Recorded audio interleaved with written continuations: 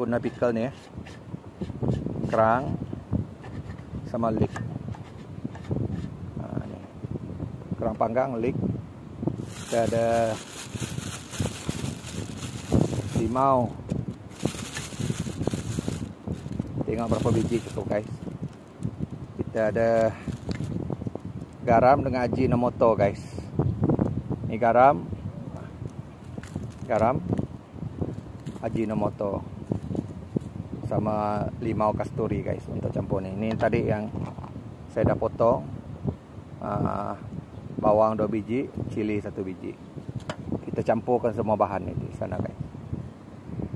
Okay guys. Ni.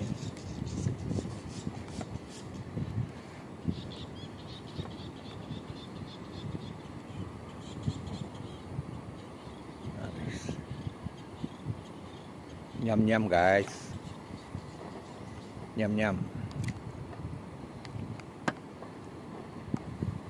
Kita tunggu makan je guys.